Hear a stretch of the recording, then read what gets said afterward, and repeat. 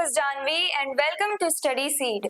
आज हम class 10th history chapter 4 का टॉपिक 8 पढ़ेंगे, that is industrialisation in the colonies. यानी कॉलोनीज में किस टाइप से इंडस्ट्रियलाइजेशन हुआ। इंडस्ट्रियलाइजेशन हमने अभी तक देखा कि यूरोप में कैसे हुआ, क्या इम्पैक्ट पड़ा सोसाइटीज पे, वर्कर्स की लाइफ पे इसका क्या इम्पैक्ट पड़ा, हमने ये सब जाना। लेकिन अब इंडस्ट्रियलाइजेशन जब हो रहा था यूरोप में, तो उसका असर हमें कॉलोनीज में कैसे देखने को मिला, आज की वीडियो में हम वही जानेंगे। The process of industrialization was different in colonies like India compared to Europe. अब जो इंडस्ट्रियलाइजेशन हो रहा था यानी इंडस्ट्रीज सेटअप हो रही थी, जो सबसे पहले स्टार्ट हुआ ब्रिटेन में, तो ब्रिटेन की ही कॉलोनी कौन है? इंडिया। तो अगर हम ब्रिटेन और इंडिया की बात करें तो ब्रिटेन में तो बहुत ज्यादा प्रॉस्पेरिटी आने लगी, ब्रिटिश इकोनॉमी की ग्रोथ होने लगी इंडस्ट्रीज के आने के बाद से। तो ब्रिटेन में हमें पॉजिटिव इंपैक्ट देखने को मिल रहा था इंडस्ट्रियलाइजेशन का। लेकिन वहीं अगर हम बात करें ब्रिटिश कॉलोनी की यानी इंडिया की, तो इंडिया को बहुत ज्यादा नेगेटिवली सफर करना पड़ रहा था। तो हमें ये देखने को मिलता है कि इंडस्ट्रियलाइजेशन का असर यानी इंडस्ट्रियलाइजेशन का इम्पैक्ट अलग अलग पड़ रहा है कॉलोनीज पे और कॉलोनियल पावर्स पे। Britain the industrial power.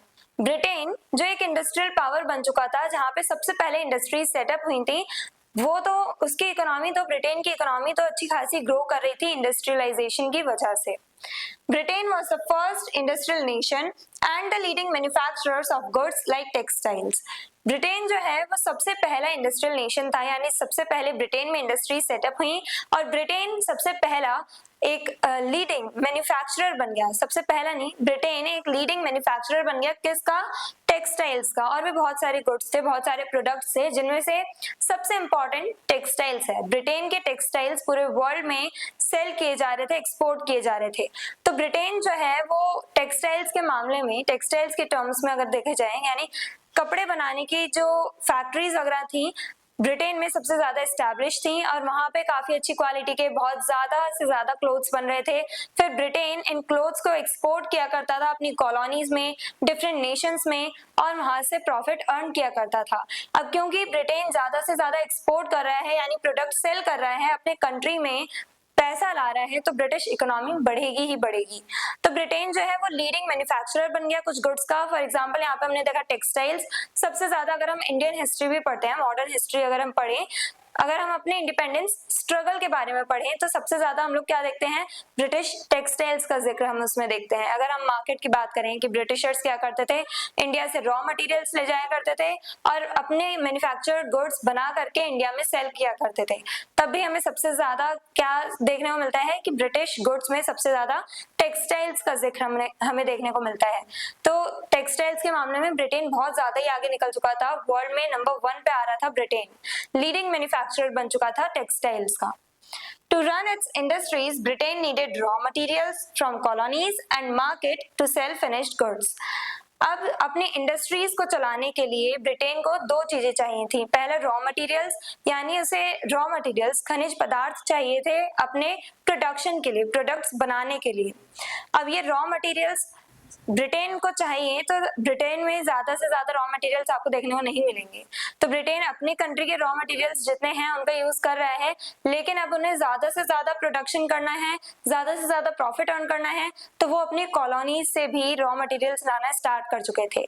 India में काफी सारे हमें रिसोर्सेज देखने को मिलते हैं, तो यहाँ से रिसोर्सेज भी लेके गए, साथ ही साथ रॉ मटेरियल्स। हमारे फार्मर्स को फोर्स किया गया था कि जबरदस्ती उनसे क्रॉप्स कल्टीवेट करवाई गई, कैश क्रॉप्स कल्टीवेट करवाई गई, और फिर उन क्रॉप्स को as a raw material use करने के लिए जो ब्रिटिशर्स थे वो इंडिया से उन क्रॉप्स को ब्रिटेन ले जाया करते थे।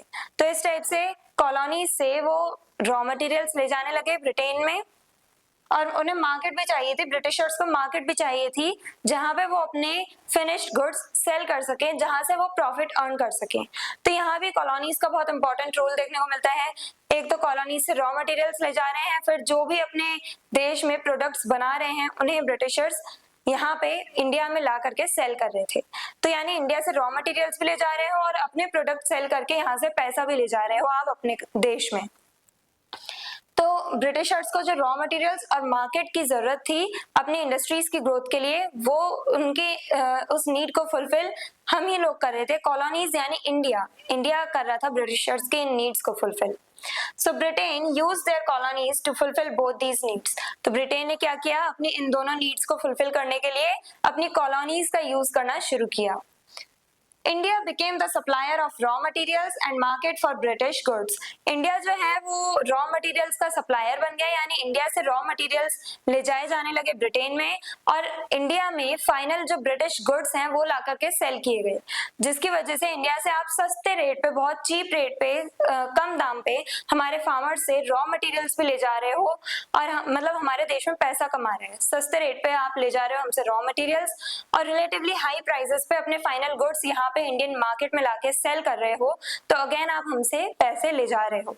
तो इसकी वजह से इंडिया को बहुत ज्यादा एक्सप्लॉइट किया गया, इंडिया के सारे रिसोर्सेज का एक्सप्लॉइटेशन देखने को मिला, इंडिया से पैसा ले जाया गया, इंडियन इकोनॉमी डाउन में जाती गई सिर्फ ब्रिटिशर्स की वजह से, क्योंकि ब्रिटिशर्स ने हमें सप्लायर बना दिया था रॉ मटेरियल्स का, और इंडिया को एज अ मार्केट यूज किया अपने गुड्स को सेल करने के लिए। Decline of Indian handicrafts. अब इंडियन हैंडीक्राफ्ट्स यानी हम लोग जो भी प्रोडक्शन किया करते थे, हाथों से जो गुड्स बनाया करते थे, तो वहां पे हमें डिक्लाइन देखने को मिला, हमारे ट्रेडिशनल इंडस्ट्रीज में हमें डिक्लाइन देखने को मिला।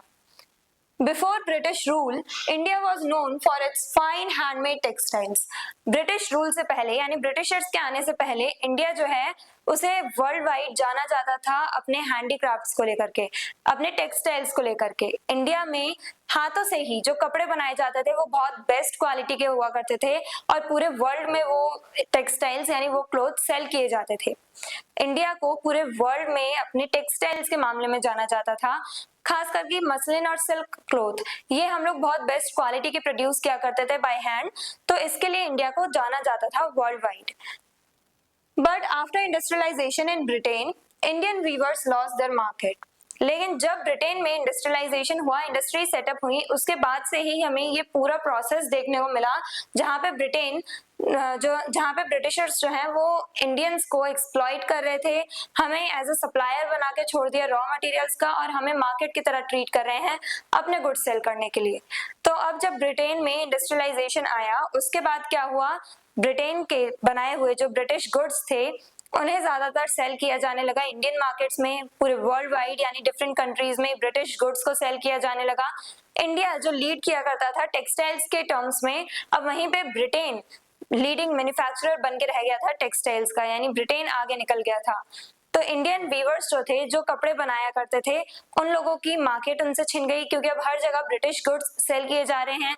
हम हैंडमेड गुड्स अगर बनाएंगे तो उनके प्राइसेस रिलेटिवली हाई रहेंगे, क्योंकि हमने उसमें बहुत ज्यादा मेहनत करी है, बहुत ज्यादा टाइम लगाया है, तो इसीलिए हम अपने हाथों से बनाए हुए गुड्स को रिलेटिवली हाई प्राइस पे सेल करेंगे। और यही ब्रिटिश गुड्स जो हैं वहां पे वो बल्क में बना रहे हैं मशीन्स के थ्रू, तो उनके जो क्लोथ्स हैं उनके प्राइसेस हमारे हैंडमेड गुड्स के कंपैरिजन में कम रहा करते थे, जिसकी वजह से चीप रेट्स की वजह से लोगों ने ज्यादा से ज्यादा इन मशीन मेड गुड्स यानी ब्रिटिश गुड्स को खरीदना शुरू किया, और इंडियन वीवर्स से उनकी मार्केट छिनती चली गई, यानी इंडियन टेक्सटाइल इंडस्ट्रीज जो हैं वो डिक्लाइन में चली गई। Heavy import duties were imposed on Indian goods. Import duties यानी जब भी हम बॉर्डर क्रॉस कराने के लिए जो टैक्सेस लगाते हैं, रिस्ट्रिक्शंस लगाते हैं, उन्हें कहा जाता है इम्पोर्ट ड्यूटीज। अब अगर आप एज अ इंडियन, मान लो आप एक ट्रेडर हो, आप यहाँ से इंडिया से ब्रिटेन ले जा रहे हो गुड्स सेल करने के लिए, तो जब आप ब्रिटेन ले जाओगे तो ब्रिटेन की बॉर्डर क्रॉस कराने के लिए आप पे कुछ टैक्स लगाए जाएंगे। तो हैवी इंपोर्ट ड्यूटीज यानी कि आप पे बहुत ज्यादा ही टैक्स लगाया जा रहा है बॉर्डर क्रॉस कराने के लिए। अब जब आप पे टैक्स इतना ज्यादा लगाया जाएगा तो आप वहां पे अपने गुड्स सेल करके अपना लॉस करवा के तो जाओगे नहीं। तो फॉर एग्जाम्पल मान लो आपसे आपने सोचा था मैं 50 रुपीज पर प्रोडक्ट चार्ज करूंगा, लेकिन अगर आपसे वहां पे टैक्स ही आप पे लगा दिया गया 40 रुपीज का, तो आप ज्यादा तो आप अपना लॉस करवा के तो जाओगे नहीं। तो इस वजह से आप क्या करोगे, अपने प्रोडक्ट्स के प्राइसेस थोड़े और हाई कर दोगे, तो आप 50 की जगह उसे 100 रुपीज में सेल करोगे।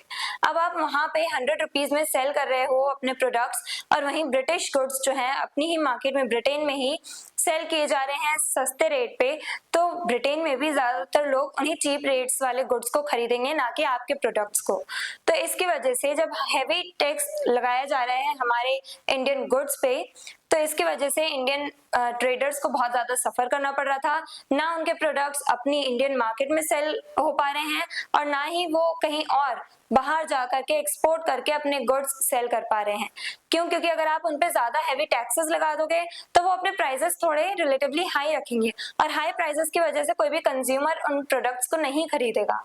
तो इसकी वजह से इंडियन ट्रेडर्स जो हैं इंडियन ट्रेडर्स जो हैं उन्हें बहुत ज्यादा प्रॉब्लम फेस करने को मिल रही थी।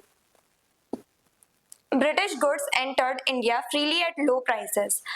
लेकिन ब्रिटिश गुड्स जो इंडिया में लाए जा रहे थे उन पे कोई भी ऐसे टैक्सेस नहीं लगाए जा रहे थे, इंपोर्ट ड्यूटीज नहीं इम्पोज की गई थी।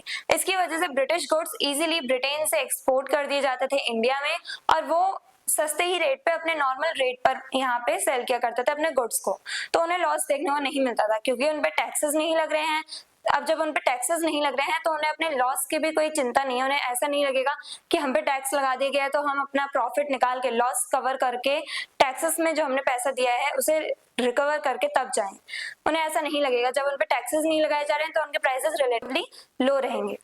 तो इसकी वजह से क्या हो रहा है, ब्रिटिशर्स जो हैं वो इजीली अपना प्रॉफिट अर्न कर पा रहे थे, और इंडियन ट्रेडर्स अपने गुड्स को सेल कर पा रहे थे अपनी इंडियन मार्केट में, और ना ही एक्सपोर्ट करके अपने गुड्स सेल कर पा रहे थे। तो इस तरह से इंडियन ट्रेडर्स जो हैं वो डिक्लाइन में चले गए। इंडियन वीवर्स या कह लो इंडियन ट्रेडिशनल इंडस्ट्रीज जो थी वो डिक्लाइन में चली गई। As a result India faced deindustrialisation. तो इसी की वजह से इंडिया में डी इंडस्ट्रियलाइजेशन हुआ, यानी कि इंडिया में इंडस्ट्रीज डिक्लाइन में चली गई, ना कि उनकी ग्रोथ हुई।